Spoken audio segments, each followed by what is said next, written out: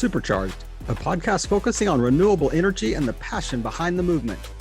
Supercharged is a thoughtful journey through renewable energy sustainability and an integrated lifestyle. Subscribe and listen each week as we chat with thought leaders, influencers, and those who simply choose to live a better way. And hopefully, along the way, you too will be inspired to live supercharged.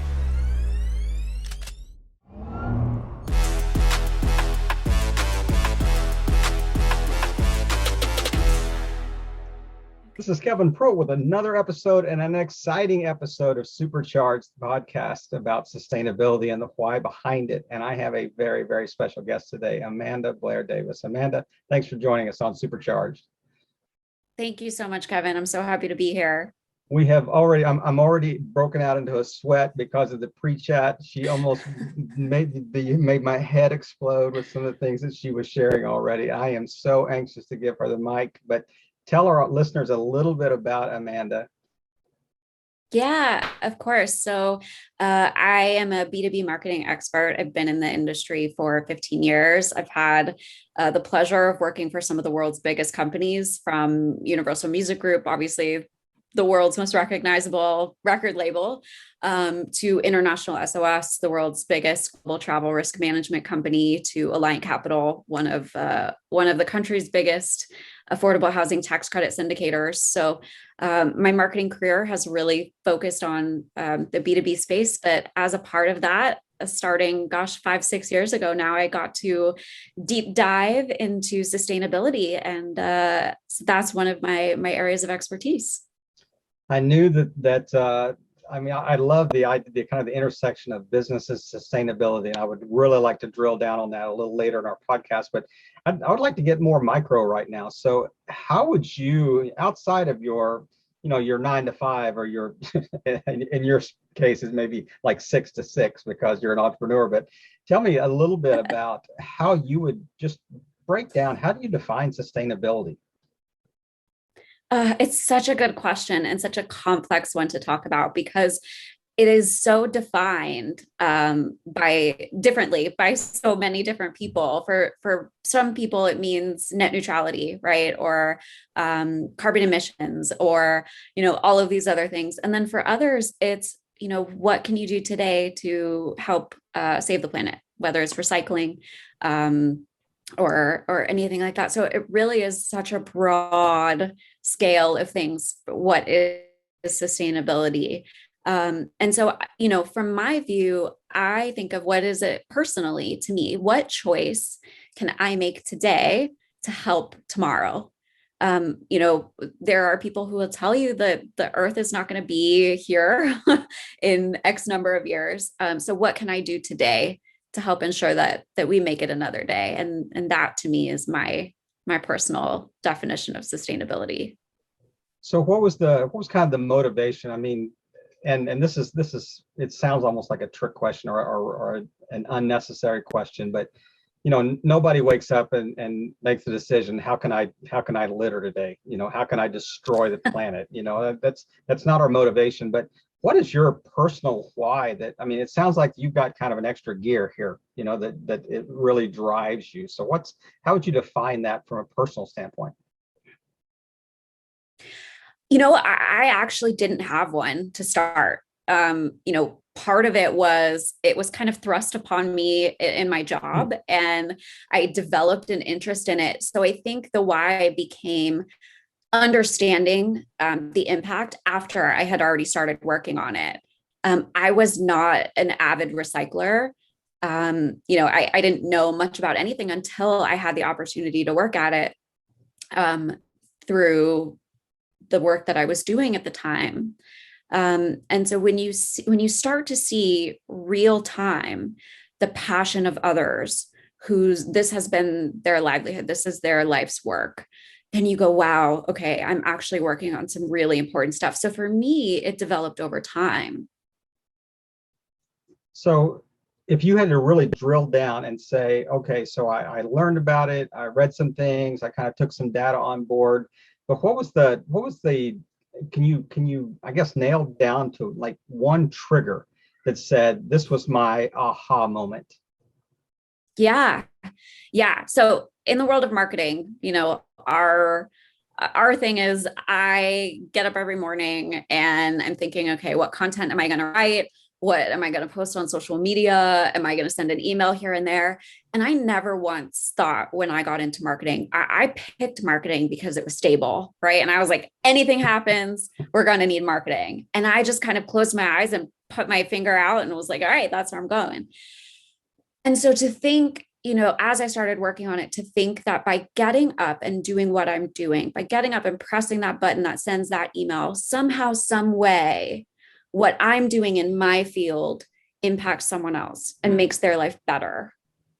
That is incredibly appealing to me because I never thought that I would get into marketing to make a difference. I got into marketing purely for self-defense, right? So there's this whole like subculture of do well by doing good that has emerged recently. And that was a bit of the trigger for me, to be quite honest, was that by doing what I do, by doing what I'm good at, I could actually still make a difference. I was working for an affordable housing firm. So I was their head of marketing. And at one point I was highlighting one of the deals that they had closed, and it was affordable housing for veterans. And it was this whole group of veterans that did not have housing. And this was the first time that this city, I think it was Plano, Texas, they were giving dedicated housing to veterans who had been injured in combat. And I went, wow, this is the definition of doing well by doing good. Yeah, absolutely. I mean, I love that. And it is I guess the awareness that what, what you're doing, vocationally has an impact on sustainability even more broadly, and really has a broader impact than just your own kind of circle of influence that you're there with. But are there things that you have, once that light bulb, moment came on, that are there things that you've done in your personal life that are, that you would say kind of fall in this sustainability field? I mean, from making your own clothes to recycling. I mean, I could list all the main things, but are there specific things that you've kind of taken on board?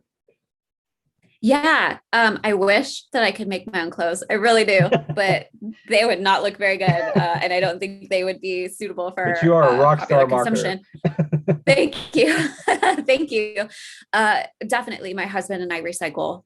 So we have two separate bins, although, I'm not convinced. I don't know what it's like in other states, but in California, I have seen them dump the recycling bin and the trash bin into the same bin, third bin. So I'm not convinced, but that said, having worked in housing and having worked in sustainability, I make it a point to donate to initiatives that either support housing for all, support diversity for all, and equity for all through my business. So I'm an agency owner, Hudson Davis Communications. We've signed up as a part of the UN contract for commitment to diversity and equity for all. So there are things that you can do on other levels, for those who don't have the resources to do certain things. You can make a stance and show your commitment in other ways. Does that have any impact on how you're viewing, say, nature? Like when you get out in nature, is that the things that you've learned kind of through, vocationally, is that changed how you even view the planet? It has drastically. And, I will say one thing that has really, really changed it is my partner, my husband, is from Africa. And so the nature there is, talk about endangered species and hunting that happens there. It's much more prevalent. And so, listening to him and understanding, I live in Southern California, just outside of Los Angeles. So all I see are cars and traffic. I don't see the impact of my choices, whether it's the car that I drive. I don't necessarily see it on animals because I don't always see birds or other animals, but he does. And so he can communicate that. So my views have changed quite a bit. And the urgency that I feel towards taking action has changed quite a bit. So I've kind of like spent a little time in kind of the micro sense of things, your home life, business life, whatever. I'm anxious to hear a little bit more about background and like some of the initiatives you've been involved with that, maybe have more of a broad reach, broad appeal. UN related. So let's touch on some of those things that even through your work you've had opportunities to work with. Yeah, sure. So I was working for International SOS. So I was their head of marketing for North and South America from 2017 through 2019 or so. And through that, one day, one of the people I was working with said, "Hey, we're starting this new sustainability initiative." And I was like, "Okay, I'm in." Like, I'm so eager. And so International SOS, through the nature of the work that they do, they're deeply connected with the UN and different government agencies and global resources, right? So they already had a plug into the UN. So I kind of joined this sustainability project that they were working on. And that was my first introduction to the UN's SDGs. They call them the Sustainable Development Goals, or SDGs. And so the UN has sort of set this framework that says we have these 17 goals, and each goal has specific subsets that they want to reach by 2030 to help, preserve the planet and foster equality for all. And so, what my role was so the clients of International SOS are Fortune 500 companies. I mean, all the big guys you can think of, they're clients of International SOS. And so, being in marketing for North and South America, it was my job, or part of my job, to help these companies understand what they're doing and how that relates back to these sustainability goals. So how do I map that back? How do I share both within my company and outside of my company? How do I share what I'm doing? Am I doing something that qualifies, right? So it's interesting because you've got these global initiatives, right? So these agencies have kind of said, this is a global standard, right? A sustainable development goal, or there's something called the GRI, the Global Reporting Initiative. And so those are two different agencies that have said, these are global standards that we need to not adhere to. They're more of a framework. And so a big part of my work was to help organizations all over North and South America really understand how to build out a framework for themselves that maps back to these things, so that they can say, well, by having this program or by doing this, I am achieving this. And I'm not just saying it to beat my own chest. This is an actual thing that this outside agency has said will actually make an impact. So I worked on that project for 2 years. On to Align Capital and was their head of marketing for just about 2 years. And they work in affordable housing. And they had never heard of the Sustainable Development Goals. They just knew, we're creating housing for people. We must be making an impact somewhere. And I said, aha, my experience comes back to haunt me. And I said, well, there are these things called the Sustainable Development Goals. And you can actually map what you're doing back to SDG 11. Sustainable Development Goal 11 is sustainable cities. And part of that, the UN, what they've done is very clear. So what they have said is, as a part of making sustainable cities, you have to meet this criteria and this criteria and this criteria. So they make the criteria very clear. And so I showed them, as a part of the low-income housing tax credit program, you are helping foster sustainable cities. Why don't we map your program back to those things? So each one of the 17 goals has a different focus. Are there any gardens in the properties that can help towards other goals? They have, and they're still a client of mine today. So if you hear me say we, I still do represent them on the marketing side. They have buildings that are LEED certified. Great. That helps back and map you back to one of the Sustainable Development Goals. They have properties that are totally on their own water and their own energy. They don't take from outside resources at all. And this is also affordable housing for people who make less than 60% of the area median income. So they're really making an impact, but they didn't know how to communicate it. So I came in and said, okay, let's write a sustainability report. Let's, have you join these and really help write out impact reports. And since I started there in 2019 and I left May of 2021, the topic of impact investing in the financial space, in the business space, has absolutely exploded. I mean, you can't talk to anybody in that space without 3 words in, they're talking about impact investing and what are you doing? Right. So investors, business, I think itself has caught up to the topic of sustainability, and the way it's doing that is through impact. And they're saying, okay, well, I as a business can invest in something, and that's how I can make my impact, even if I can't recycle, or I can't do this, or I'm not going to do this, or I can't show a reduction in carbon emissions. In travel, can you imagine how difficult it would be to show the reduction in carbon emissions via an airplane ticket? Like, that becomes really difficult, but there are now emerging these other ways that businesses can show their commitments. Through like carbon offsets, are you talking about? Or are you talking about just almost a completely unrelated pathway? Completely unrelated pathway. There are projects coming out now that are so exciting, and I'm under an NDA, so I can't talk about them now, but we'll have her back on in 6 months to talk about stuff like that. Yeah, absolutely. The stuff that's coming out and that I'm seeing in business, I think really the important thing here is that business is finally now keeping up with people's personal initiatives to commit to a more sustainable future. I do believe that there's like a social demand on businesses to adjust and to kind of get with the program. And you can even see that, like, sometimes it's used almost pejoratively, the idea of a kind of a social score, or a social impact score or whatever. And I'm probably using the wrong terms, but you kind of get the idea of what I'm talking about. But how do you rate businesses on how they view these things and how they respond to these things and the initiatives that they will take on? And I mean, even websites, I mean, you see this website has a green certification on it or something like that. I'm thinking that is going to be more and more prevalent in the very near future.